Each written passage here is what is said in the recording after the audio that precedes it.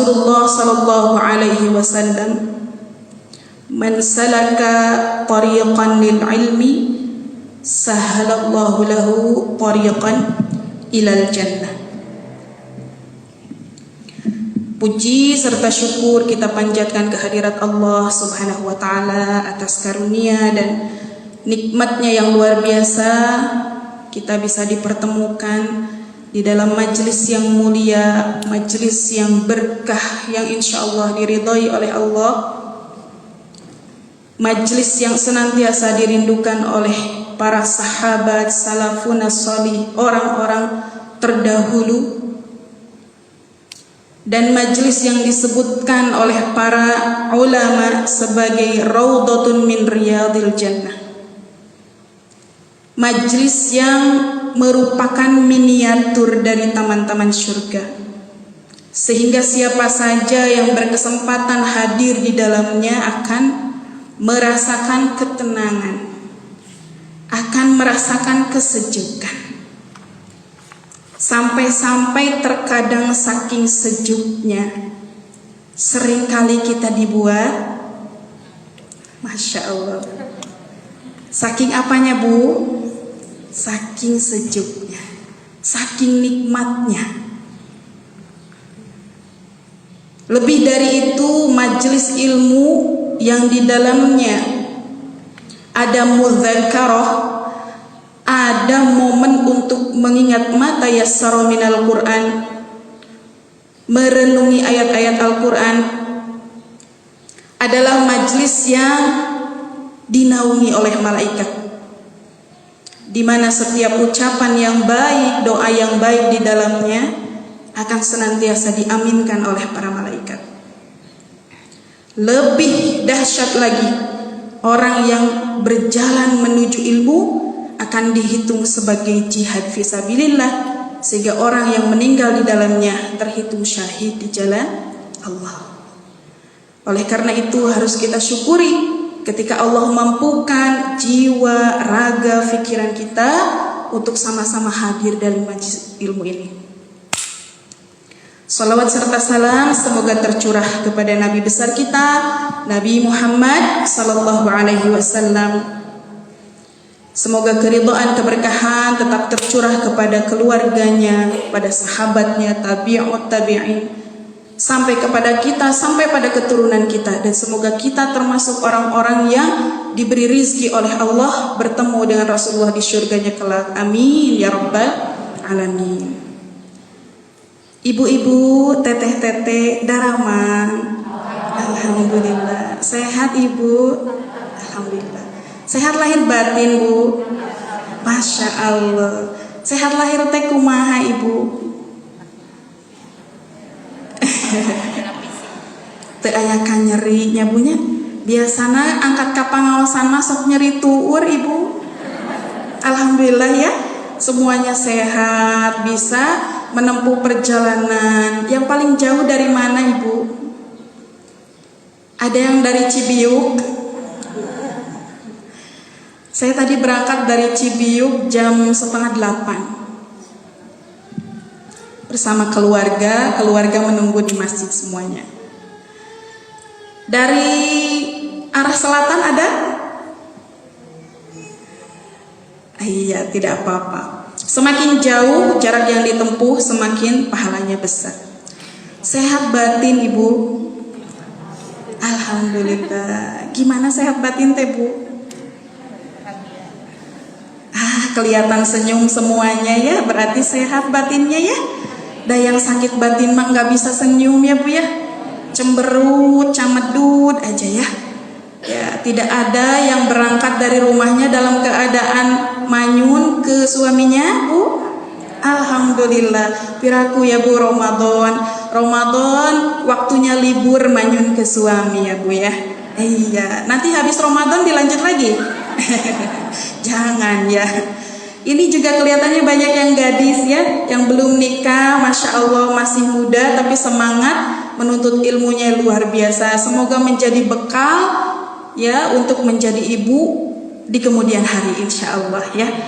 Ibu-ibu, karena waktu kita terbatas, beberapa hari sebelum Ramadan saya dihubungi oleh panitia ya, diminta untuk mengisi ya, bertemu dengan ibu-ibu, dikasih tema ya, tema pembahasan tentang muslimah. Kalau kita berbicara tentang muslimah, permasalahannya sangat kompleks dan banyak sekali. Di dalam Al-Quran pun ya, permasalahan muslimah itu sangat detail sekali ya, ditambahkan oleh hadis-hadis ya, yang diriwayatkan oleh para sahabiyah ya, dan melibatkan beberapa sahabat, itu juga sangat kompleks, sangat detail. Apalagi permasalahan itu dibenturkan dengan perkembangan zaman dan kondisi zaman yang berbeda dari masa ke masa. Sehingga saya kerucutkan bagaimana kalau kita sama-sama mentelaahi. Saya katakan sama-sama karena saya pun masih belajar, Bu. Jadi pada kesempatan kali ini mungkin saya yang paling mengambil pelajarannya, yang paling belajar. Nasihat ini paling mengena kepada saya. Tetapi alangkah baiknya kita kerucutkan supaya tidak melebar ya.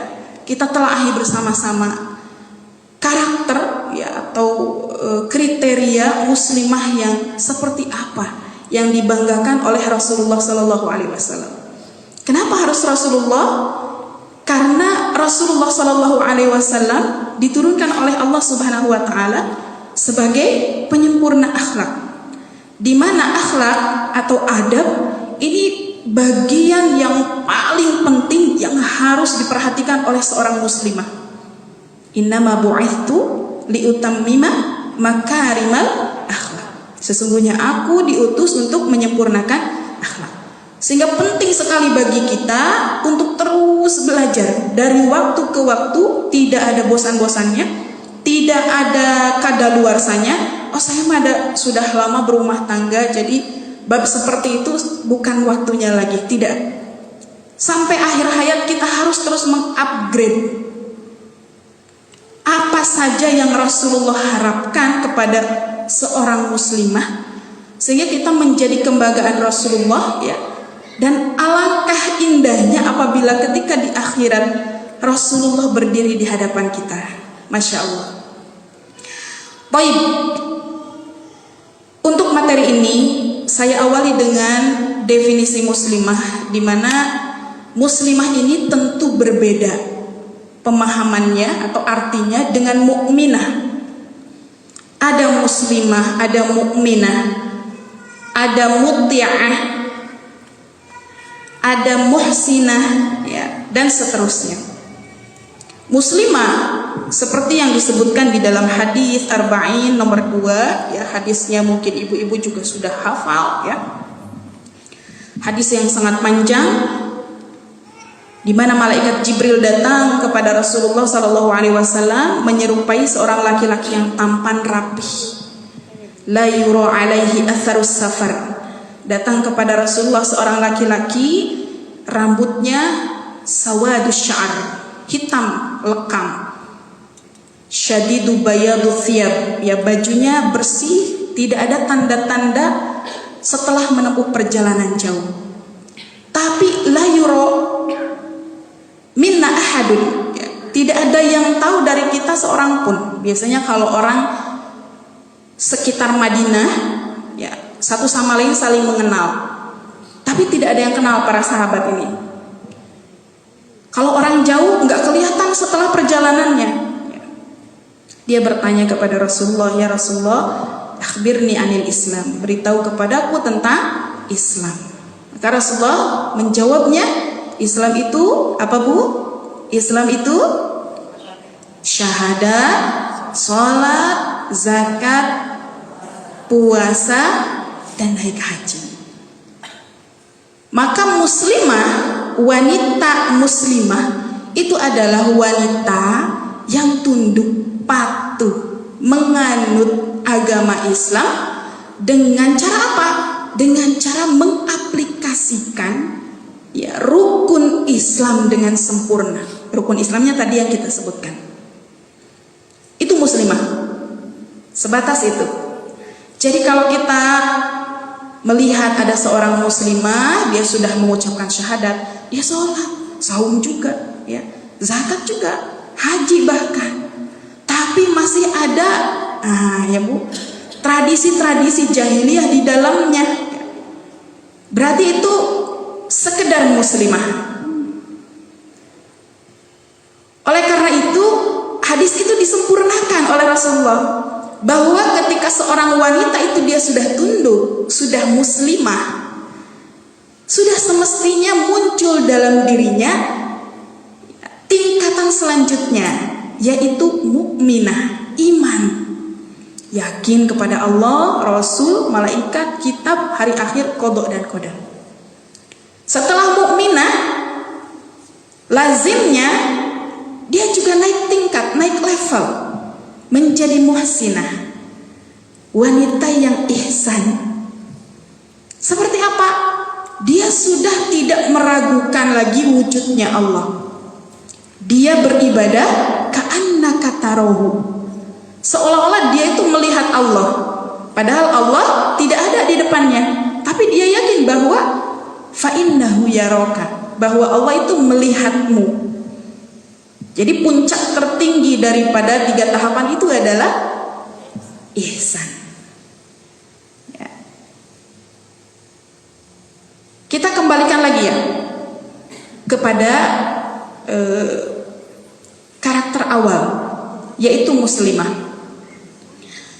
Karena kita membahas tentang muslimah, artinya bahasan kita lebih luas, lebih umum, ya.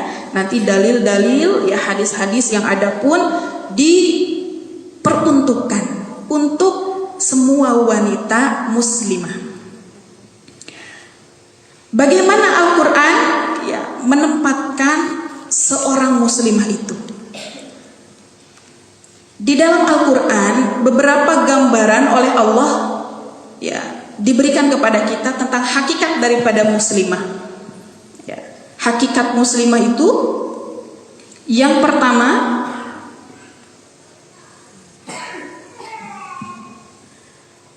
sebagaimana kita ketahui bersama, ya, bahwasanya Sayyidah Hawa, ya, atau orang Indonesia mengatakannya Siti Hawa. Sayyidah itu, Siti itu singkatan dari Sayyidati, disingkat sama orang Indonesia jadi Siti.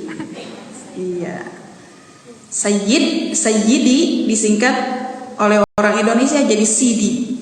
Pernah dengar ya Bu lagu Sidi Muhammad gitu ya? Itu Sidi itu Sayyidi singkatan dari Siti itu singkatan dari Sayyidati. Wanita itu sesuai dengan kodratnya, ya, Sayyidah kita Siti Hawa tercipta dari tulang rusuk. Tulang rusuknya Nabi Adam alaihi salam. Ya.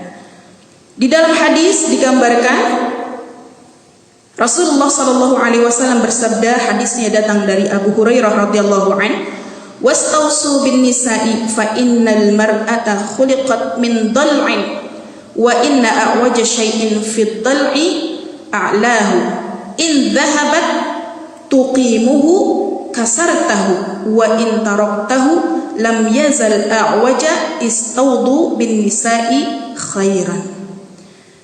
Bersikap baiklah kepada wanita karena dia tercipta dari tulang rusuk. Bagian tulang rusuk yang paling bengkok ada di atas. Jika kamu berusaha meluruskannya, maka dia akan patah, dan bila dibiarkan maka bengkok. Sehingga bersikap baiklah kepada wanita. Jadi hakikat yang pertama wanita muslimah itu semuanya dia bengkok. Harus ada yang meluruskan. Kalau dibiarkan terus aja dia akan bengkok. Tetapi ketika meluruskan harus hati-hati.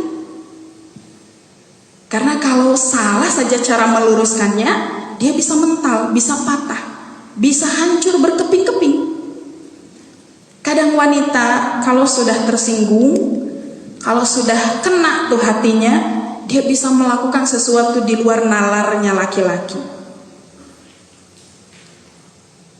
Terlepas dari seorang muslimah itu dia harus bertakwa kepada Allah, banyak di luar sana, apalagi zaman sekarang, informasi-informasi tentang wanita yang ya Allah macam-macam sekali ya. Na'udzubillah, sampai membunuh anak, membunuh suami, ya, dan lain sebagainya. Bisa jadi kesalahannya bukan pada dirinya sendiri. Mungkin selain kekurangan iman, orang yang menanganinya, orang yang menasihatinya tidak tahu ilmunya. Karena meluruskan wanita itu harus dengan seni tertentu, ya.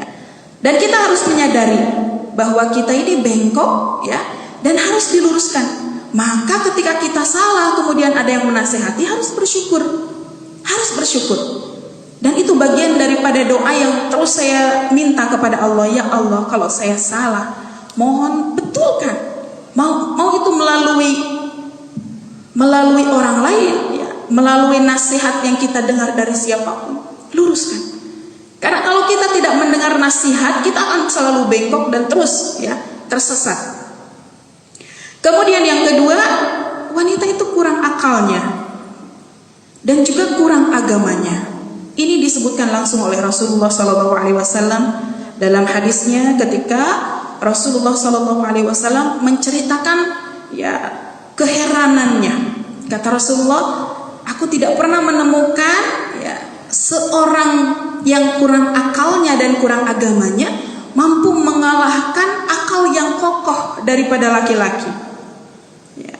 Kata para sahabat, siapa itu ya Rasulullah? Ya wanita. Kenapa ya Rasulullah dia dibilang kurang akalnya? Karena di dalam Al-Quran persaksian wanita itu 2 kali lipat persaksian laki-laki. Walidzakari mithlu hadzil unthayain.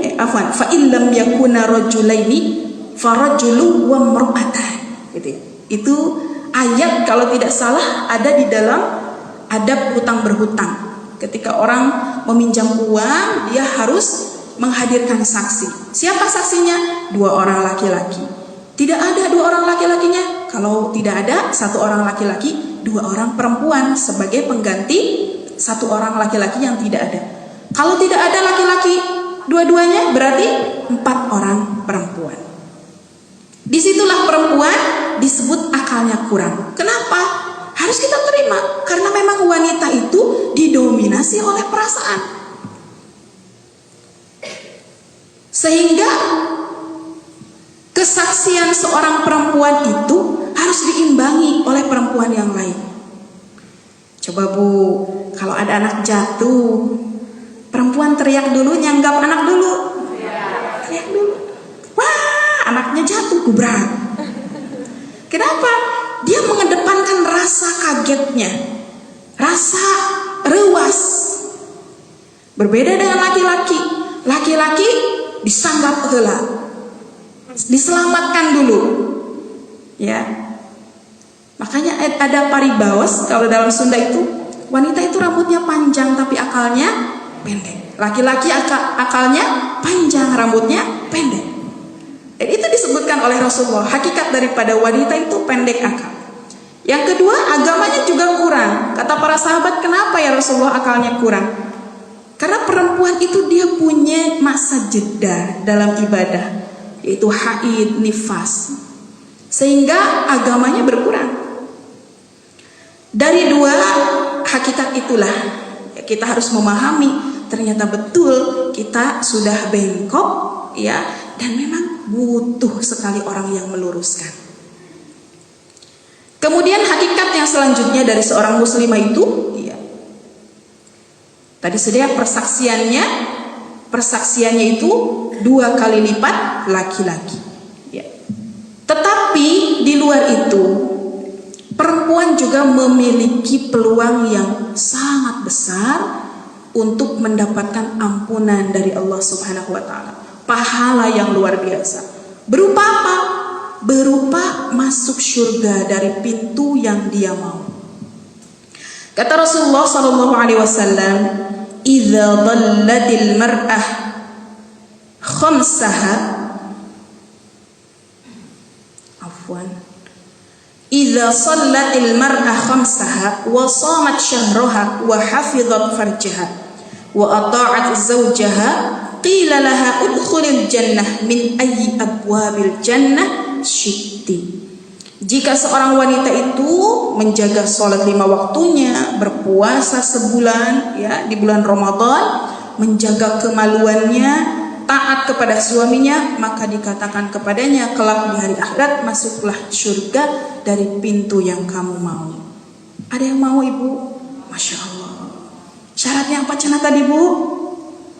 Sholat, saum, ya, menjaga kemaluannya, taat kepada suami.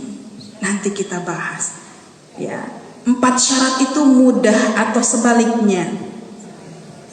Iya, kalau mudah hadiahnya kipas angin ya Bu ya. Makanya itu hadiahnya surga, karena itu adalah tugas yang sangat berat. Maka ya dari hakikat inilah Allah Subhanahu wa taala memberi kedudukan khusus bagi wanita, supaya kemudian wanita itu, muslimah itu tidak berputus asa dengan hakikatnya. Oh, tadi lihat hakikatnya dia bengkok, akalnya kurang, agamanya kurang, persaksiannya 2 kali lipat dari laki-laki. Perempuan akan semakin apa, Bu? Ya, putus asa gitu. Sehingga Allah memberikan kedudukan khusus bagi wanita, supaya wanita kemudian mempunyai peluang yang sama dengan laki-laki dalam meraih pahala. Ya. Apa kedudukannya? Di dalam Al-Quran disebutkan bahwasanya perempuan itu memiliki kedudukan di dalam ibadah.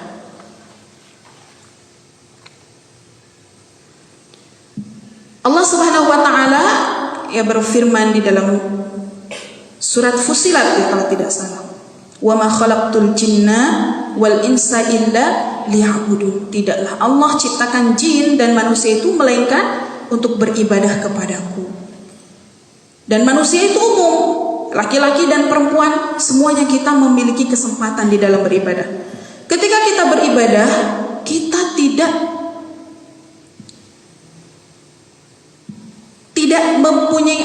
tidak kalah begitu. Tidak kalah posisinya dengan laki-laki. Dan peluang untuk mendapatkan keridhaan Allah bahkan bisa melebihi laki-laki. Di dalam surat An-Nahl ayat 97 Allah Subhanahu wa taala berfirman, a'udzubillahi minasyaitonir rajim. Man 'amila shalihan min dzakarin wa untha wa huwa mu'min falanuhyiyannahu hayatan thayyibah wa lanajziyannahum ajrahum bi ahsani ma kanu ya'malun. Kata Allah Subhanahu wa taala, barang siapa yang mengerjakan amal salih, baik laki-laki maupun perempuan dalam keadaan beriman, maka sesungguhnya akan kami berikan kepadanya kehidupan yang baik, dan sesungguhnya akan kami beri balasan kepada mereka dengan pahala yang lebih baik dari apa yang telah mereka kerjakan. Ini janji Allah kepada seorang muslimah. Sehingga bagi seorang muslimah tidak ada alasan, tidak ada pemakluman di dalam ibadah. Karena dulu para sahabiah ketika tidak diberikan keluangan untuk berjihad, mereka malah meminta kepada Rasulullah. Dan di antara yang sering sekali menagih amal, menagih tugas ibadah, itu adalah Ummu Salamah, istri Rasulullah yang paling cerdas, yang paling cerdik. Dalam satu riwayat pun dikatakan paling cantik. Menagih kepada Rasulullah, ya Rasulullah, kalau laki-laki kan berjihad, laki-laki pergi ke masjid, terus kita apa dong? Ditagih, dicari. Kalau kita zaman sekarang, mangga weh bapak-bapak, ibu-ibu mah bagian di dapur weh. Padahal peluang untuk mendapatkan pahala sudah dijanjikan oleh Allah Subhanahu wa taala.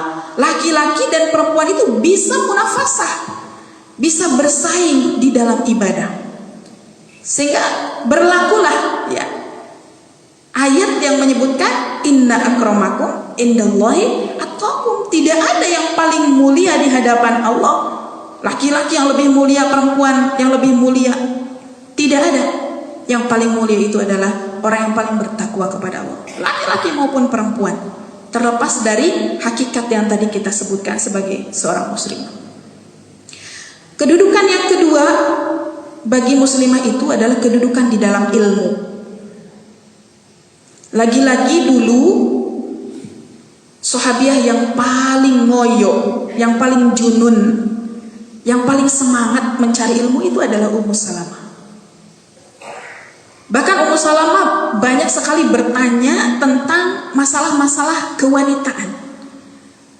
Dan alhamdulillah hikmahnya kita di zaman sekarang ini dimudahkan sekali dengan jawaban-jawaban Rasulullah atas pertanyaannya Ummu Salamah. Bertanya tentang haid, bertanya tentang nifas, yang mungkin itu terlihat tabu, kelihatan tabu. Tetapi seorang wanita itu tidak boleh malu, ya, di dalam bertanya, apalagi bertanya tentang agama. Karena Allah Subhanahu wa taala saja tidak malu mengumpamakan sesuatu yang sederhana dari ilmu. Innallaha la yastahi ay yadriba mathalan ma ba'udatan fama fawqaha. Allah aja nggak malu mengumpamakan ilmu itu dari nyamuk. Sesuatu yang sederhana. Apa sih nyamuk? Fa'ammal ladzina amanu faya'lamuna annahul haqqu min rabbihim. Tapi orang-orang yang beriman itu dia akan mengambil hikmah dari seekor nyamuk. Dia akan berpikir bahwa nyamuk itu datang dari Allah dan mendatangkan manfaat bagi manusia. Tidak akan ada bos baygon kalau tidak ada nyamuk. Betul nggak Bu?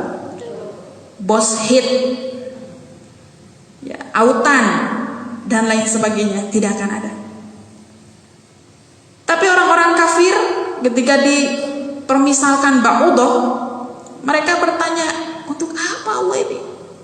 Wa ammal ladzina kafaru fayaquluna madza aradallah. Ngapain sih Allah ngasih contoh nyamuk?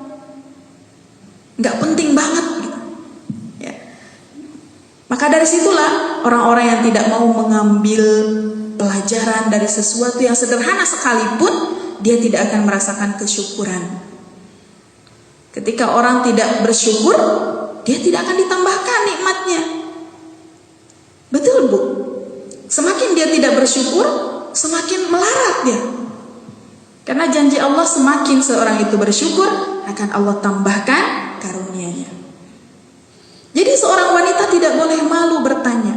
Dulu seorang sahabat pun bertanya kepada Rasulullah, "Ya Rasulullah, gimana perempuan itu bisa bersih dari haidnya?" Rasulullah menjawab dengan detail. Ambil kain semacam kapas, simpan di dalam, ya, di bawah vagina. Bagaimana seorang bisa bersih? Bersihkan kain itu, dicek, dilihat apakah darahnya masih mengalir atau tidak. Sampai sedetail itu wanita bertanya dulu. Maka kata Aisyah, benar, sebaik-baik wanita itu wanita Ansor, wanita-wanita yang ada di Madinah, karena mereka tidak pernah malu bertanya kepada Rasulullah tentang agama.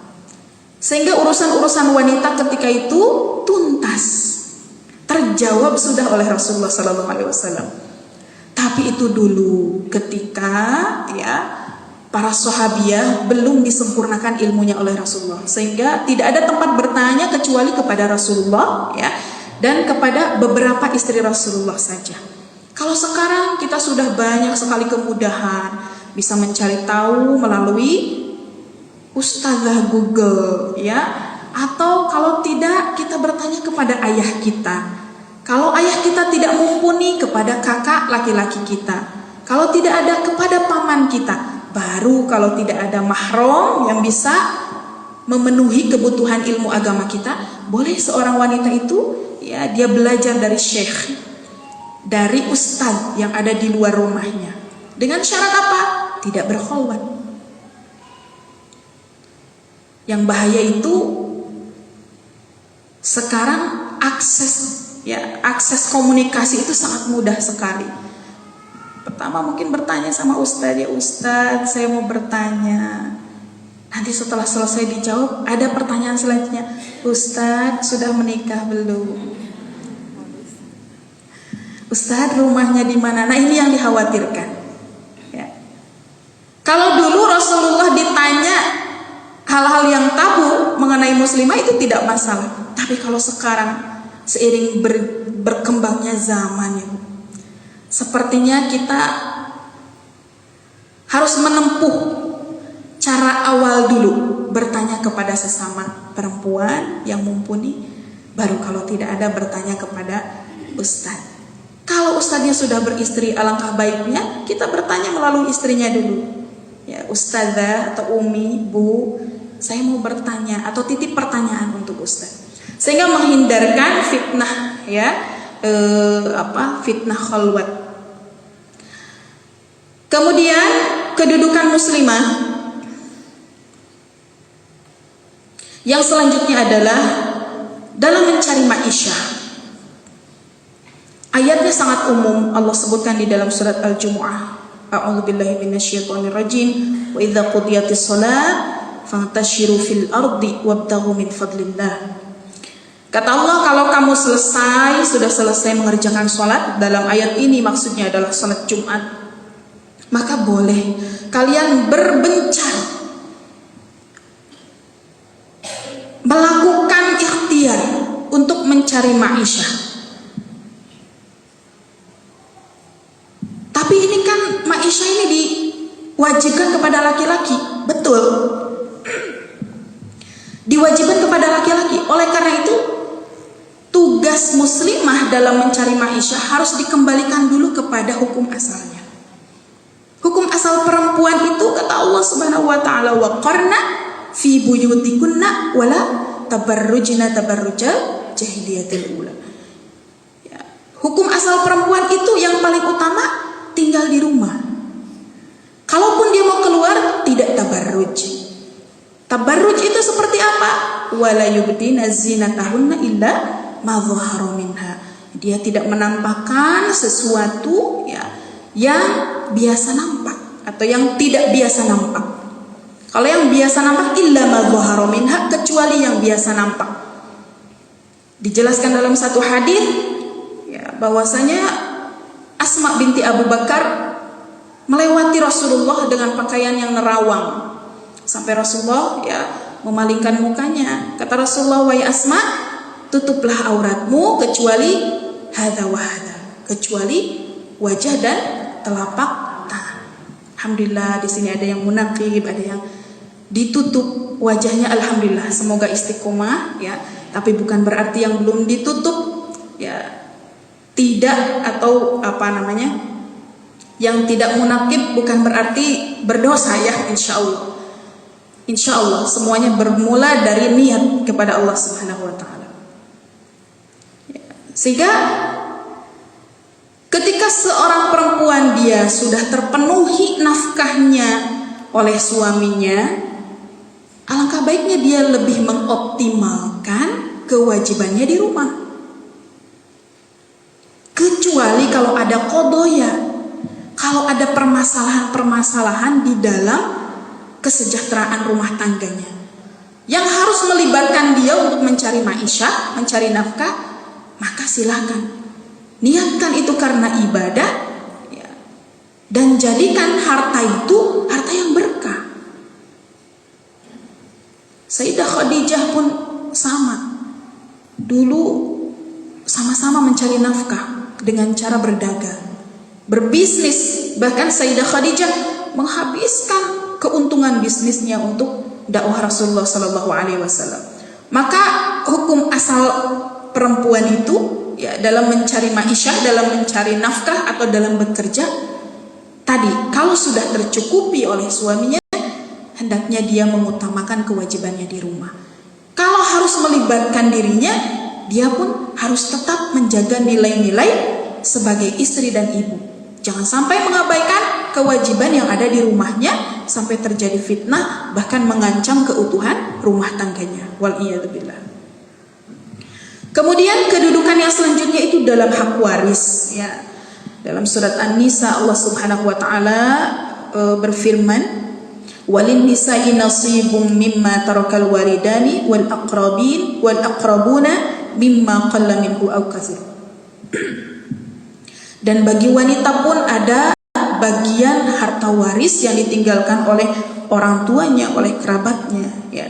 Baik itu sedikit ataupun banyak. Artinya Allah Subhanahu wa taala tidak menafikan wanita dalam hak waris. Meskipun bagiannya itu sebagian dari dua bagian laki-laki, ya. Karena laki-laki dia memiliki tanggung jawab yang besar, ya. Oleh karena itu diberikan 2 kali lipat dari bagian perempuan. Kemudian perempuan juga memiliki kedudukan sebagai penopang laki-laki.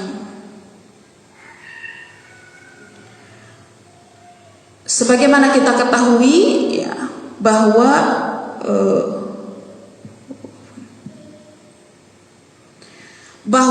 istri-istri Rasulullah SAW, meskipun jumlahnya tidak satu, ya, tetapi mereka mengoptimalkan tugasnya untuk melayani Rasulullah. Bahkan dalam satu riwayat dikatakan Aisyah radhiyallahu anha baru bisa mengqadha shaumnya itu di bulan Sya'ban karena sibuk sekali melayani Rasulullah. Di sisi lain, wanita juga dia harus menjadi partner ibadah bagi laki-laki. Meskipun dia sebagai rival di dalam ibadah, orang yang bisa sama-sama diajak berlari, berlomba di dalam kebaikan. Jangan sampai seorang wanita dia menjadi penghalang bagi suaminya, baik itu dalam kehidupan duniawi maupun dalam ibadah.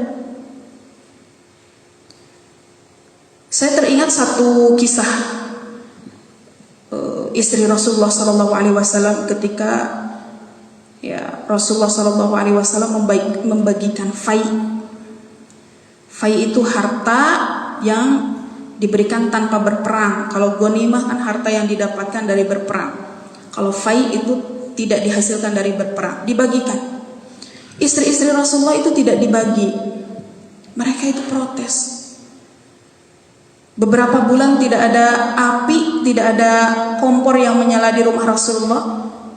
Akhirnya mereka protes, ya Rasulullah, masa istri presiden gak punya beras, gak punya makanan, pengen dibagi juga dong istri-istri Rasul.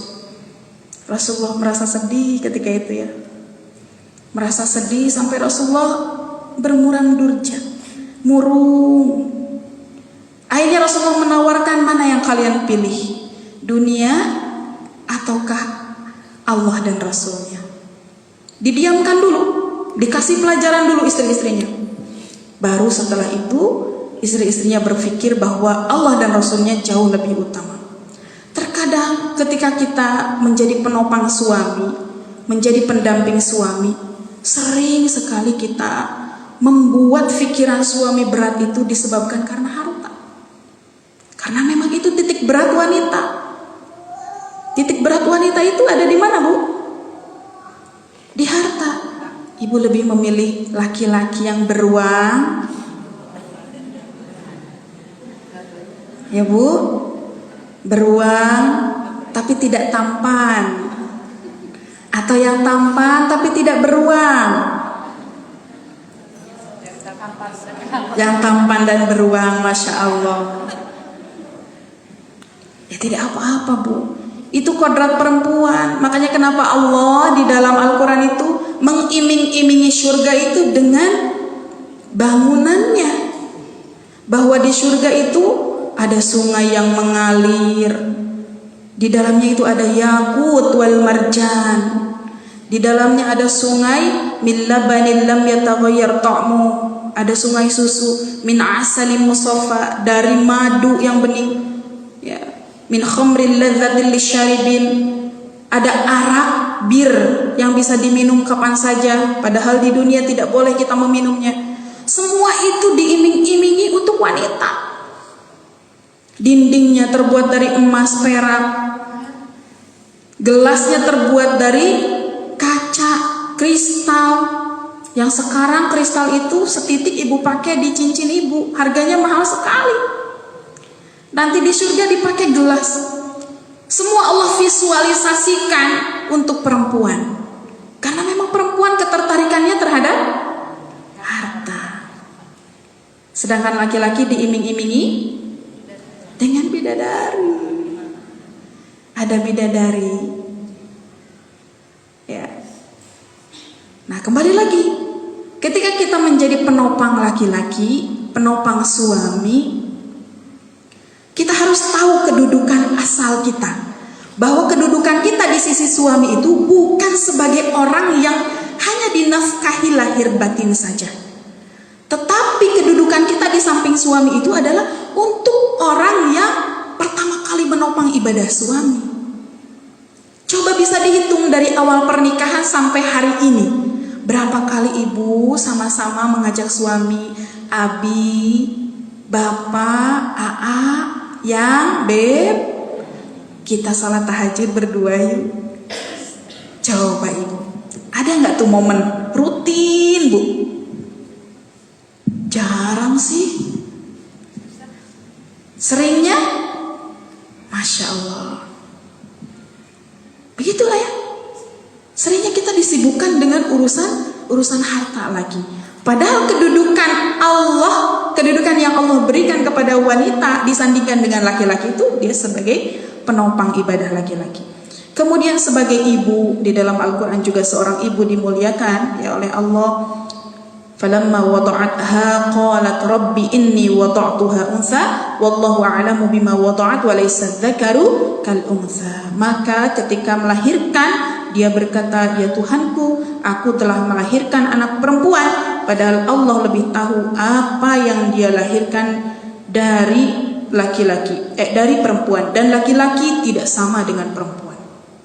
Jadi ayat ini berbicara ketika dulu orang Arab yang merasa malu apabila mendapati anaknya itu perempuan, ya. Dan Allah menegurnya di dalam Al-Quran disebabkan mereka takut akan membiayai menafkahi anak perempuan, takut akan rizki, ya.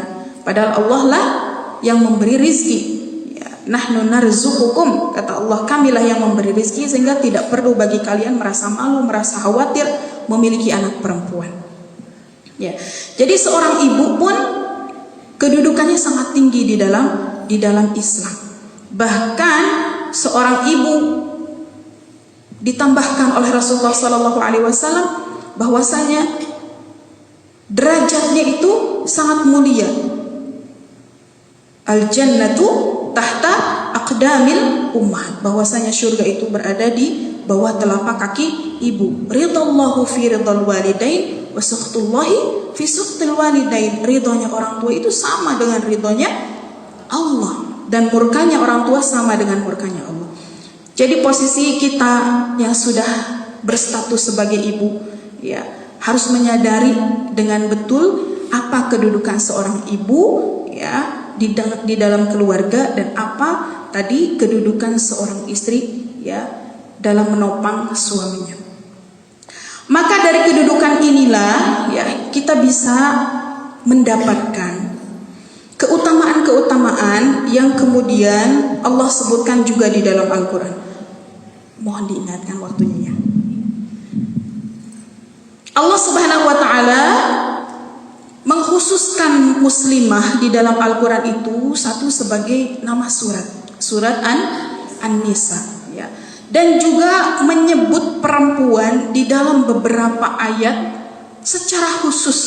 Secara khusus ini maksudnya tertuju kepada orangnya langsung. Baik itu isi ayatnya tentang peringatan ataupun isi ayatnya itu tentang pujian, ya. Dalam beberapa ayat Allah menyebutkan atau menyinggung, ya, istri Nabi Adam, istri Nabi Nuh, istrinya Ibrahim, istrinya siapa? Zulaikha, ya. Kemudian istri Imran, kemudian istri Nabi Zakaria, istri Fir'aun, ya, Asia, ibunda Musa, ya, saudara perempuannya Musa, 2 orang yang menemui yang menemani ya.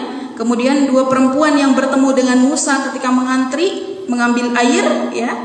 Kemudian pemimpin negeri Saba atau kita kenal dengan Ratu Balqis ya. Dan juga Maryam ya. Dan juga Allah menyebutkan beberapa wanita di zaman Rasulullah SAW ya, secara tidak langsung ya, yaitu Aisyah, Zainab binti Jahash ya. Kemudian Khawlah binti Sa'labah ya, perempuan yang mengajukan gugatan cerai kepada Rasulullah ya. Kemudian istri Rasulullah yang lain yaitu Hafsah ya. Tapi dari sekian banyak perempuan yang disebut secara tidak langsung oleh Allah, hanya satu yang Allah sebut namanya langsung, yaitu Maryam. Selebihnya ya Allah memanggil atau menyebut perempuan-perempuan ini dengan kata ganti ya. Imro'ah, istrinya, atau dengan ha atau mirha ya, atau dengan kata ganti lainnya ya. Sedangkan Maryam itu selalu disebut namanya langsung disebut namanya Maryam. Itu berkali-kali Allah sebutkan. Ini juga bagian daripada keutamaan ya yang Allah sebutkan di dalam Al-Quran. Kemudian keutamaan yang selanjutnya bagi wanita muslimah sesuai dengan Al-Quran, yaitu wanita sebagai perhiasan dunia. Dan hadisnya sangat terkenal sekali ya, al-mar'atu ad-dunya mata'un wa khairu mata'iha al-mar'atu salihah. Dunia itu perhiasan dan sebaik-baik perhiasan itu adalah wanita. Saking indahnya ya, saking dia menariknya, Rasulullah SAW pun sangat senang dengan perempuan. Suatu hari Rasulullah ditanya oleh para sahabat, "Ya Rasulullah, apa yang engkau sukai dari dunia dan seisinya ini?" Kata Rasulullah, "Perempuan dan minyak wangi." Ya, saking indahnya perempuan. Dan ini juga akan berpengaruh kepada tipu daya yang dia bawa. Ya, artinya tipu daya wanita itu sangat dahsyat. Ya, saking apa? Saking indahnya. Ya, nanti akan kita sebutkan satu hadis ya atau satu ayat di mana tipu daya wanita itu sangat besar, sangat dahsyat sekali. Dalam Al-Quran disebutkan inna kaidakunna azim. Tipu daya perempuan itu sangat besar. Azim itu sesuatu yang besar, mengalahkan tipu dayanya syaitan. Tipu daya syaitan di dalam Al-Quran disebutkan inna kaidasyaitani kana dha'ifa. Tipu daya syaitan itu lemah, bisa dikalahkan dengan wudu, dengan istighfar. Tapi kalau tipu daya perempuan tidak bisa dikalahkan dengan sekedar istighfar. Ya. Nah, ini juga nanti akan kita renungkan bersama ya. Saking indahnya sehingga sebetulnya wanita tanpa polesan apapun dia sudah indah. Ya, tanpa make up apapun dia sudah indah. Bahkan ini saya berbicara tentang kejiwaan ya Bu ya. Laki-laki itu kalau melihat perempuan dari kejauhan apapun itu terlihat indah sekali. Makanya perintahnya untuk menundukkan pandangan. Wanitanya pun tidak boleh menggoda, tidak boleh memancing laki-laki untuk menatapnya. Saya punya santri yang menghafal Quran Bu di pesantren. Sering berdialog dengan anak-anak santri tentang apa yang paling membuat kalian itu sulit sekali menghafal Al-Quran, atau ujian apa yang paling berat dalam menghafal Al-Quran. Mereka menjawab ahwat nih. Paling berat itu ahwat. Hampir semua anak ikhwan, anak laki-laki itu menjawabnya begitu. Perempuan nih. Kalau lagi baca Quran lewat di depan mata kita itu awat nggak bisa, kita nggak nengadah ini, mesti itu negadah. Kalau awatnya udah jauh itu kita intip-intip dari jendela. Masya Allah. Padahal di kelas mereka bareng-bareng, di kelas ketemu, di kantin juga ketemu. Masya Allah ya. Itu keindahan wanita itu sampai membuat laki-laki seperti itu. Kemudian keutamaan yang selanjutnya bahwasanya muslimah itu ya, wanita muslimah itu melebihi bidadari surga. Nah, ini hadisnya disampaikan ketika Ummu Salamah bertanya kepada Rasulullah sallallahu alaihi wasallam, manakah yang lebih utama antara wanita di dunia atau bidadari di surga ya Rasulullah? Kata Rasulullah, wanita muslimah, wanita mukminah yang paling utama. Kenapa? Karena mereka salat, melakukan puasa, dan juga beribadah kepada Allah sembari diberi hawa nafsu, ya. Maka wanita mukminah yang mampu beribadah dengan baik, mengalahkan hawa nafsunya, ternyata ya keutamaannya melebihi bidadari surga. Bidadari surga indah, berkilau, bahkan kata Rasulullah seperti seperti telur gitu ya. Seperti telur itu seperti apa ya Rasulullah? Saking putihnya, tulang sumsumnya sampai terlihat. Saking putihnya, saking indahnya. Tapi mereka tidak diberi syahwat, tidak diberi ujian, tidak dibebankan ibadah. Sehingga itulah yang membuat bidadari surga tidak lebih baik daripada wanita mukminah. Sama dengan ya, orang mukmin itu pun lebih mulia daripada malaikat. Malaikat memang makhluk Allah yang paling mulia, yang selalu setia kepada Allah. Tetapi mereka tidak diberi syahwat, tidak diberi hawa nafsu, sehingga tidak ada tantangan, tidak ada gangguan. Sedangkan orang yang beriman, dia mampu beriman kepada Allah di tengah melawan hawa nafsu, ya. Kemudian yang selanjutnya, keutamaan wanita itu mendapat pahala jihad saat melahirkan. Ini dirasakan betul bagi ibu-ibu yang sudah punya anak, ya, bahwasanya orang yang melahirkan paling nikmat itu setelah mengeluarkan bayi, ya Bu ya. Kalau bayi itu sudah keluar, plong itu, kayaknya lupa sakit yang barusan itu. Makanya kenapa punya anak lagi ya Bu, lupa.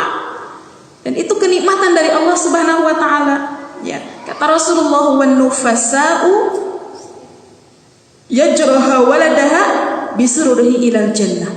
Dan wanita-wanita yang mati karena nifas itu mereka ditarik oleh anak-anaknya menuju surga. Sehingga wanita yang meninggal dalam keadaan melahirkan dihitung sebagai syuhada oleh Allah Subhanahu wa taala. Ya, oleh karena itu semakin banyak anak, semakin banyak peluang digugurkan dosanya, ya.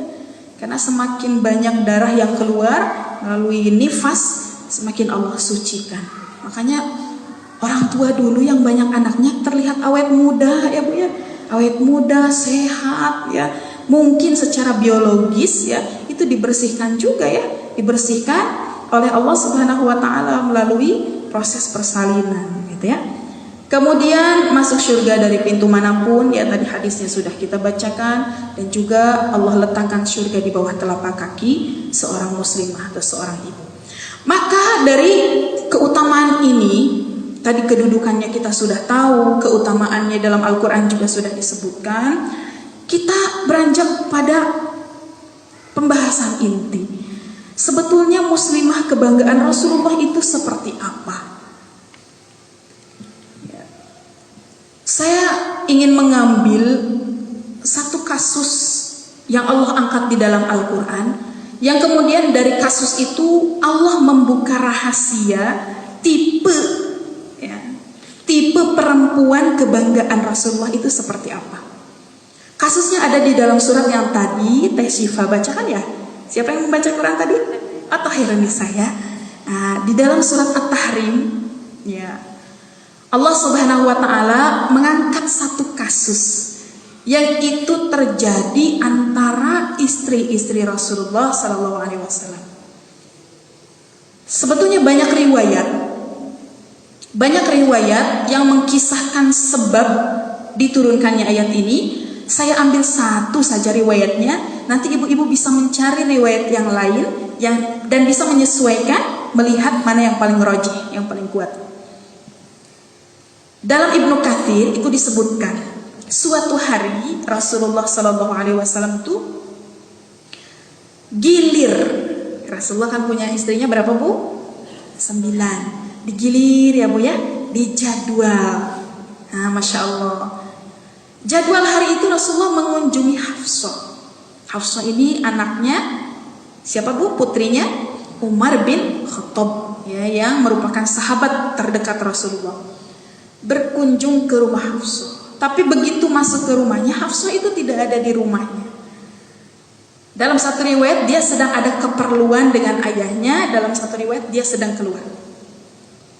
Maka Rasulullah Shallallahu Alaihi Wasallam mampir dulu ke rumah yang lain, ya. Ke rumah yang lain, ke rumah ke rumah Maria Al-Qibtiyah. Maria Qibtiyah ini budak, ya, budak Rasulullah yang merupakan hadiah dari Raja Mesir. Kalau budak tidak sama dengan istri, tapi budak itu dahulu boleh digauli seperti istri. Sehingga Rasulullah menggauli Maria Qibtiyah ini seperti menggauli istrinya, ya. Mampir dulu Rasulullah itu ke rumah Maria Qibtiyah. Dalam satu riwayat dikatakan Maria Qibtiyah ini digauli, ya, di rumah Hafsah. Dalam satu riwayat juga dikatakan Rasulullah mampir dulu ke tempat Maria dan kemudian makan madu, disuguhi madu oleh Maria. Setelah selesai Rasulullah kembali ke tempat Hafsah dan didapati Hafsah sudah ada di tempatnya. Terbayang oleh ibu apa yang terjadi? Seorang suami, ya, mampir dulu ke istri yang lainnya, dijadwal kunjungan ke rumahnya. Hafsah juga wanita, ya Bu, ya. Kejiwaannya itu wanita, punya rasa manusiawi, punya rasa cemburu, marah, ya. Dia bertanya, ya Rasulullah, dari mana? Saya dari tempatnya Maria Qibtiyah. Rasulullah, bau madu, ya, saya memang habis makan madu. Atau dalam riwayat lain Hafsah ini marah karena dia mengetahui bahwa Maria Qibtiyah ini sudah diperlakukan dulu oleh Rasulullah. Marah. Akhirnya Rasulullah, karena Rasulullah ini sangat baik akhlaknya kepada istrinya, bahkan paling baik akhlak kepada istrinya, kata Rasulullah, ya sudah, kalau gitu saya nggak akan makan madu lagi. Kalau gitu saya nggak akan ke tempatnya Maria Qibtiyah lagi. Puas nggak kamu? Kata Rasulullah begitu. Ya sudah. Hafsah sempat tuh bertanya, ya Rasulullah, apa nggak apa-apa tuh, itu kan halal, bukan sesuatu yang haram. Sempat itu bertanya. Tapi daripada manyun, Rasulullah akhirnya menghibur dengan cara yang simpel seperti itu. Ya udah, nanti nggak minum madu lagi deh, gitu ya. Tapi kata Rasulullah, jangan dibilang-bilang ya, jangan diceritakan ke yang lain. Udah, ini antara kita berdua aja. Ternyata Masya Allah, ini juga bagian daripada kebiasaan perempuan, ya Bu, ya. Karena perempuan itu punya dua bibir, ya. Jadi suka gatel gitu kalau nggak ngomongin gitu ke orang lain. Padahal urusannya sudah clear itu antara Hafsah dengan Rasulullah. Kita juga kadang udah clear permasalahan sama suami, tapi masih aja gatel, pengen ngobrol sama ipar, sama mertua, bahkan sama temen. Tahu nggak sih? Kalau udah diawali dengan tahu enggak sih, itu bersambungnya bisa berepisode-episode. Hafsah pun sama, dia tidak tahan dengan perlakuannya itu, ya, perlakuan Rasulullah. Cerita akhirnya kepada Aisyah, tahu enggak sih? Dialirkan begitu saja. Rasulullah tidak tahu awalnya, tetapi kemudian Allah memberitahu, ya, dengan cara Allah sendiri, bahwasanya istrinya Hafsah sedang ngegosipin beliau dengan istrinya yang lain, Aisyah. Dari janjinya tadi, Rasulullah nggak akan minum madu lagi, Rasulullah nggak akan menggauli Maria Al-Qibtiyah lagi. Allah menegurnya di dalam surat At-Tahrim itu, ya. Ya ayyuhan nabiyyu lima tuharrimu ma halallahu lak. Wahai Nabi, kenapa engkau mengharamkan sesuatu yang halal? Tabtaghi mardata azwajik. Cuman gara-gara kamu kepengen dapat ridho istrimu aja sampai mengharamkan sesuatu yang halal. Itu teguran dari Allah kepada Rasulullah. Ternyata itu tidak boleh. Kita mengharamkan sesuatu yang halal untuk mencari keridhaan istri kita, nggak boleh. Oleh karena itu seorang istri juga harus berhati-hati dalam mengomentari suami. Bau jengkol, atuh pak, di ulah putih. Sampai suaminya ya lagi kumpul-kumpul botram sama temennya, ada jengkol, ada putih, wah, nelen ludah aja. Karena nanti istrinya takut marah. Itu contoh kecil ya. Ditegur oleh Allah. Dan juga Hafsah pun ditegur oleh Allah Subhanahu wa taala. Kalau Hafsah dengan Aisyah ini nggak mau taubat, maka kata Allah, Hafsah, Aisyah, taubat nggak atas perbuatan menggunjing suamimu. Kalau nggak taubat, kata Allah, fa in lam tatuba ilallahi, ya. Kalau kamu nggak mau taubat, maka asa rabbuhu in talaqakunna ayyubdilahu azwajan khairan. Kalau tidak mau tobat, Allah akan gantikan istri yang lebih baik dari kalian. Istri yang seperti apa? Muslimatin, mu'minatin, qanitatin, taibatin, abidat. Baik itu saihat atau sayyibat, atau sayyibat atau abkar. Kata Allah, kalau kamu tidak mau tobat, saya sendiri yang akan menggantikan istrinya. Artinya Rasulullah diperintahkan, diperbolehkan untuk mentalak Aisyah dengan Hafsah. Nanti akan Allah ganti. Dan Allah sangat tahu sekali tipe muslimah idaman Rasulullah, kebanggaan Rasulullah. Siapa mereka? Muslimah, wanita yang tunduk. Tadi sudah kita pahami bersama, ya. Yang tunduk berarti melaksanakan ya dengan sempurna rukun-rukun Islam. Mukminah, yakin, ya, menempatkan Allah di atas segala-galanya. Qanitat, taat kepada suaminya. Atau suaminya mengatakan, Neng, Umi, Mah, jangan dibilang-bilang ke siapa-siapa. Sudah itu, taat itu, nggak usah dibilang-bilang. Nah biasanya ibu-ibu itu kalau sudah diultimatum begitu sama suaminya, passwordnya itu begini, Teteh, tapi ini mah jangan dibilang-bilang ya. Dah kata suami saya jangan dibilang-bilang. Iya, no. Waduh, ketemu lagi nanti sama yang lain, ya tong di wartos-wartosnya. Nantinya sampai lagi ke dia, password itu sampai lagi, sampai berita itu nyampe ke orangnya lagi. Itu penyakit wanita ya. Taibat, dan selalu bertaubat. Kalau dia sudah berbuat salah kepada suaminya, segera bertaubat, meminta maaf, dan dibarengi dengan ikhtiar memperbaiki diri. Itu tidak mudah ya Bu ya, berat sekali. Terus ngomel gitu ke suami, sudah diomelin suami, minta maaf ya, nanti diomelin lagi suaminya. Masya Allah, gampang, nanti kan sebentar lagi lebaran, minta maaf lagi. Masya Allah. Abidat, juga ahli ibadah ya, yang tadi kita juga sudah bahas bahwa perempuan itu sebagai penopang bagi laki-laki dalam beribadah. Saihat, dan juga dia selalu berpuasa ya, baik dalam keadaan sunnah maupun wajib ya. Sayyibati wa abkaro, baik itu janda ataupun gadis, tolak ukurnya itu yang barusan. Karena Rasulullah SAW menikahi banyak janda. Jadi janda-janda yang dinikahi oleh Rasulullah, pertimbangannya itu tadi yang disebutkan, muslimat, mukminat, qanitat, taibat, abidat, saihat. Itu ternyata muslimah yang dibanggakan oleh Rasulullah, menjadi impiannya Rasulullah. Maka setelah turunnya ayat ini, Aisyah dan Hafsah segera bertaubat. Dan ini kisahnya panjang, riwayat hadisnya juga panjang, nanti ibu-ibu bisa membaca lebih lengkap.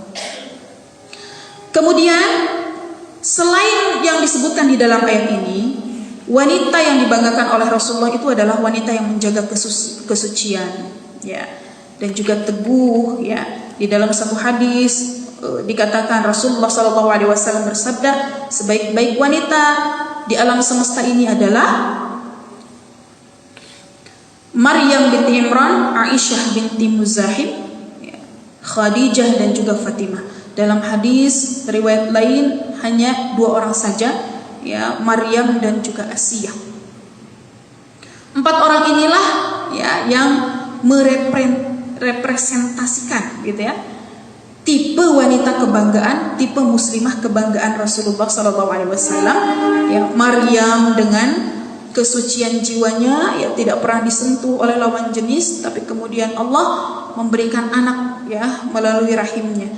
Ya Maryam, innallaha astafaki wa tahharaki wastafaki ala nisa'il alamin. Sesungguhnya Allah telah mensucikanmu dari seluruh wanita yang ada di alam semesta, gitu ya.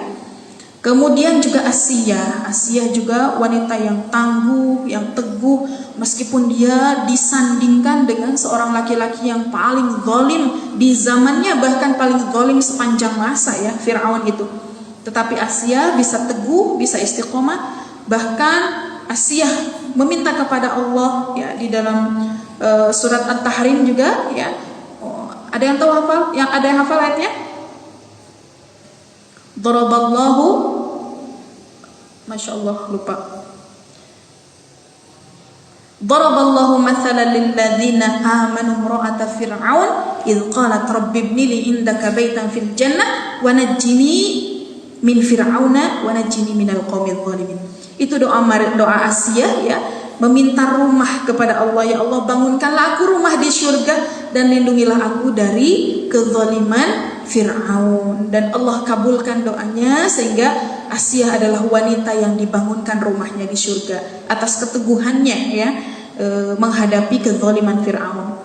Kemudian Khadijah, ya, perempuan yang pertama yang beriman kepada Rasulullah dan menghabiskan berbagai hartanya, ya, di jalan dakwah. Dan juga Fatimah, anak daripada Khadijah itu sendiri, ya, yang diasuh langsung oleh Rasulullah SAW, mewarisi sifat ayahnya, ya, sehingga Fatimah ini dimasukkan atau tergolong sebagai wanita yang paling baik sepanjang masa. Kemudian yang selanjutnya, ya, muslimah kebanggaan Rasulullah itu yang agamanya baik, ya. Tadi kita sudah menyinggung bahwa perempuan itu memiliki kedudukan di dalam ilmu, sehingga ilmu yang wajib dipelajari pertama kali itu adalah ilmu agama, ya, akidah, ya, tentang keimanan, keislaman. Itu yang harus pertama kali dia kenal. Dia harus mengenal Allah terlebih dahulu sebelum dia mengenal segala sesuatu. Ini pun bagian daripada kewajiban seorang ibu dalam mendidik anaknya. Kenalkan Allah terlebih dahulu sebelum dia mengenal segala sesuatu. Tapi sekarang itu tidak begitu. Seorang anak lebih mengenal YouTube daripada segala sesuatu, ya. Nah, nanti kita akan lihat fenomena muslimah di zaman sekarang seperti apa.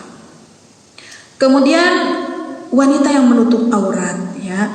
Nah, dulu sebelum ayat tentang menutup aurat ini diperintahkan, memang belum ada yang menutup kepalanya. Begitu Allah turunkan ayat tentang perintah menutup aurat, ya, para wanita-wanita Ansor muslimah, para sahabiah itu langsung segera mengambil kain apa saja yang terlihat yang bisa menutupi kepalanya. Ada yang mengambil gardeng, ada yang mengambil taplak meja, ada yang mengambil spray, ya, untuk menutupi kepalanya. Saking apa? Saking mereka suratul istijabah, gesit, ya, menerima perintah itu dengan cepat, ya, sampai seperti itu. Nah, sekarang fenomena sekarang, Masya Allah.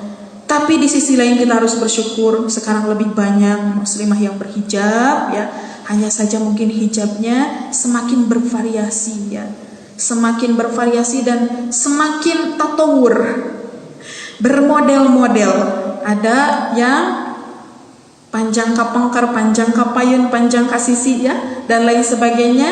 Ya, selama itu menutup aurat, ya, tidak melampaui batas, dipersilahkan, ya. Kemudian perempuan yang memiliki rasa malu. Saking pentingnya rasa malu, saya teringat ketika membahas hadis al-haya'u minal iman, bahwa malu itu sebagian daripada iman. Sampai pada satu penjelasan bahwa nanti di akhir zaman saking mahalnya rasa malu,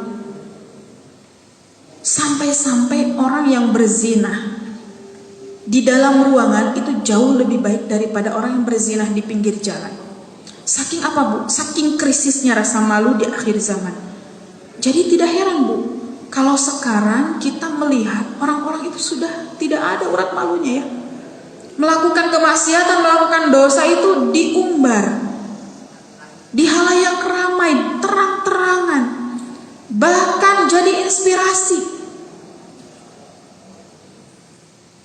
Orang yang berkholwat dulu itu tabu, hanya sekedar foto saja dulu tabu. Sekarang itu anak-anak muda, jangan anak-anak muda, anak-anak SD saja. Anak-anak SD itu sekarang sudah tahu itu apa cinta. Kalau di kamu itu bogoh, kabogoh. Anak saya kelas 1 SD itu umi kabogoh itu apa? Nah, saya interaksi dengan anak itu pakai bahasa Indonesia. Lingkungan sekolahnya itu pakai bahasa Sunda. Umi kabogoh itu apa? Kira-kira apa yang harus kita jelaskan? Anak-anak kelas 1 SD itu sudah begitu. Satu sama lain sudah dicie-cie. Cie. Itu anak saya kalau sudah diciehin ngerti maksudnya itu dijang-jalukan, Bu. Nangis itu. SD itu. SMP, SMA, wah sudah tidak bisa terhitung lagi. Rumah saya bertetangga dengan SMP negeri, itu kasus asusila itu Masya Allah luar biasa, banyak sekali ya. Jadi rasa malu itu harus ditanamkan dalam diri seorang anak perempuan. Sebagai apa? Sebagai bekal dia nanti. Saking mahalnya rasa malu dalam diri seorang perempuan. Jadi makanya kata Rasulullah, tidak ada sesuatu yang lahir dari rasa malu kecuali kebaikan.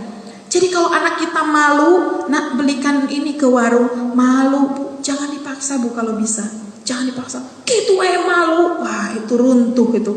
Harga dirinya runtuh. Biar aja dia malu pada tempatnya, ya. Jangan diruntuhkan rasa malunya sampai nanti dia malu-maluin. Na'udzubillah, ya. Jadi wanita yang malu itu sebetulnya harta, ya. Harta dan rasa malu itu ya tentu harus ditempatkan pada tempatnya, ya. Kemudian taat kepada suaminya. Tadi sudah kita bahas ya bahwa seorang wanita itu tugas utamanya adalah taat kepada suaminya. Kemudian menjaga kehormatan suami. Contohnya tadi ya dari kisah Hafsah dan Aisyah, ya. Kemudian juga bersyukur. Nah, kebanyakan dari wanita ini tidak bersyukur atas pemberian suaminya. Dan ini pun yang kemudian diperingatkan oleh Rasulullah kepada Aisyah. Wahai Aisyah, ya, dalam satu riwayat Rasulullah melewati sekumpulan wanita yang sedang duduk.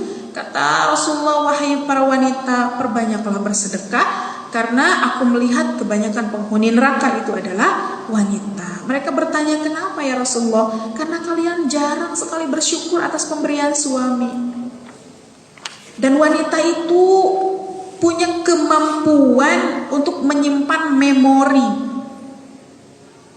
memori 10 tahun yang lalu itu bisa masih tersimpan. Berantemnya di tahun ke-13 tuh, saya mah inget dulu teh bapak iraha mah dulu nya iraha eta teh basa tilu dinten tos nikah. Astagfirullah. Ingat itu wanita itu.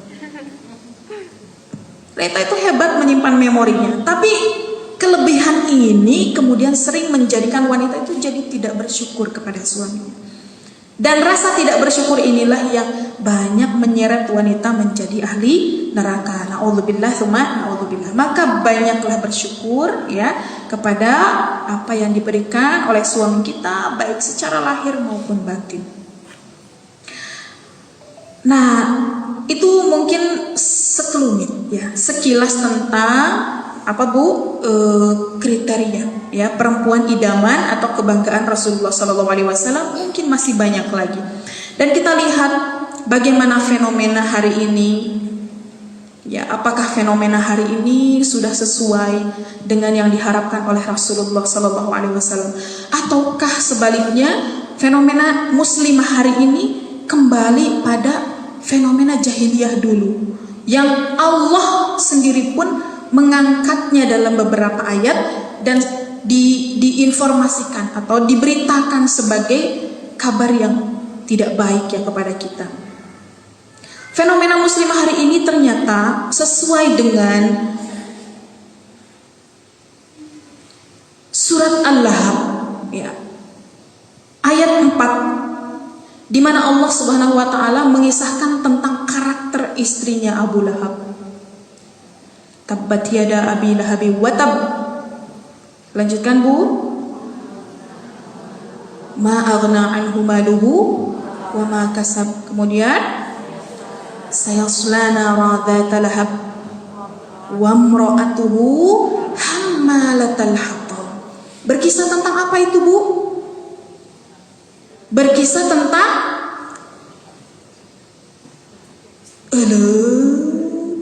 Ibu, Al-Lahab kan kokojo di dalam sholat, Bu. Ya, setiap sholat kita selalu baca Al-Lahab ya, Bu ya. Kalau enggak 3 kul ya. Kul huwallah, kul a'udzu birabbil falaq, kul a'udzu birabbin nas. Nah, sekarang kita coba ulang lagi. Al-Lahab itu tentang apa, Bu? Iya, ya, Allah itu berkisah tentang kejahatan yang dilakukan oleh pamannya Rasulullah untuk mencelakai Rasulullah. Siapa nama pamannya? Iya, Abu Lahab ya, menumpahkan kotoran kepada Rasulullah, apalagi Bu, menjebak Rasulullah untuk masuk ke dalam lubang dan lain sebagainya. Ternyata dia tidak bergerak sendiri. Dia didukung oleh imra'atuhu wa imra'atuhu hammalatal hatab. Kelak istrinya itu nanti di neraka yang akan membawa kayu bakar. Kenapa? Karena dia suka mengompori, suka menghasut, dan juga senang ngegosip kesana kemari. Itu fenomena dulu, Bu, zaman jahiliyah. Dan pada saat ini fenomena itu sudah tidak barieun, kalau bahasa Sunda itu sudah tidak tabu, sudah biasa. Bahkan diekspos, diberitakan, diperlihatkan, jadi inspirasi, jadi perbuatan yang berjamaah gitu.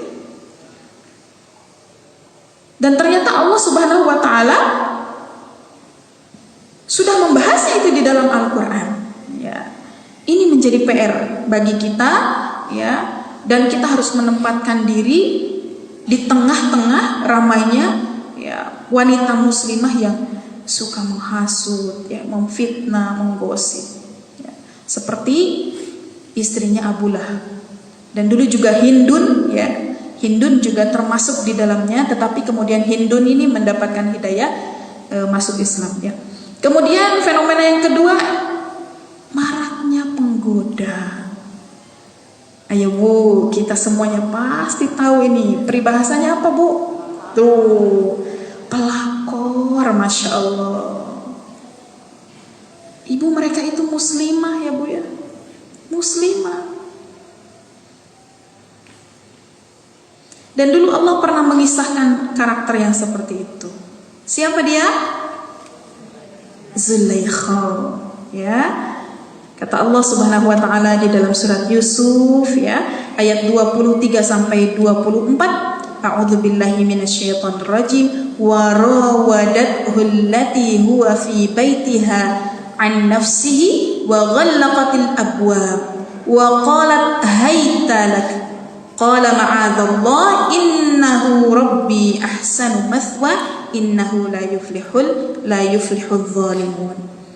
Suatu hari Zulaikha ini sudah tidak tahan lagi dengan ketampanan Yusuf, dan dia memanggil Yusuf, Yusuf, Yusuf sini, sambil menutup pintu.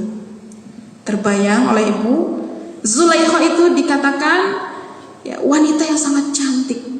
Dan memang wanita-wanita Mesir itu cantik ya. Ibu dulu kalau tidak salah pernah ada film Cleopatra, mengisahkan tentang istri-istri Raja Mesir. Mandinya aja pakai mandi susu, madu ya Bu ya. Wah, pokoknya perawatannya juga Masya Allah ya. Termasuk Zulaikha ini meskipun sudah bersuami, dan suaminya itu Aziz ya, raja yang Sudah sepuh rajanya, tapi Zulaikhanya ini masih cantik dan menggoda Yusuf. Bukan janda, istri yang sudah bersuami menggoda bujang, begitu ya. Kira-kira bagaimana perasaan Nabi Yusuf, Bu, ketika digoda oleh Zulaikha? Tergoda tidak? Tertarik tidak, Bu? Laki-laki, Bu, disuguhi seorang perempuan yang cantik. Ya. Walaqad hammat bihi wa hamma biha. Dia juga tertarik kepada Yusuf, Yusuf juga tertarik kepada Zulaikha. Saking cantiknya Zulaikha. Laula ar-ra'a burhana rabbih. Kalaulah dia tidak melihat kepada Rabbnya, niscaya Yusuf itu akan terbawa arus, akan terbawa suasana. Oleh karena itu, Bu, laki-laki yang berselingkuh di luar, ya, berselingkuh dengan tidak sesuai agama, ya Bu ya, itu permasalahannya bukan karena istrinya tidak cantik, bukan karena istrinya tidak kaya, bukan karena harta permasalahannya, tapi karena keimanan.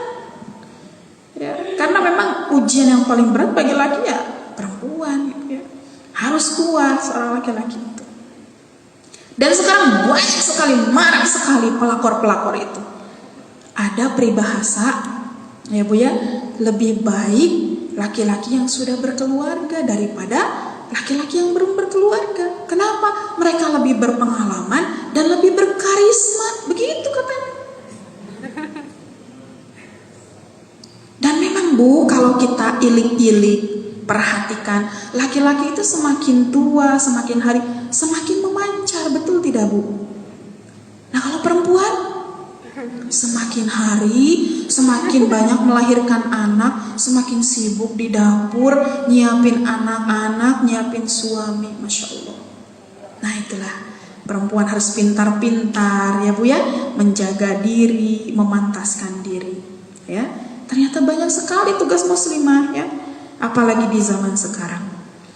Kemudian fenomena hari ini juga merajalelanya pengkhianatan, ya, dan pengingkaran seorang istri kepada suaminya.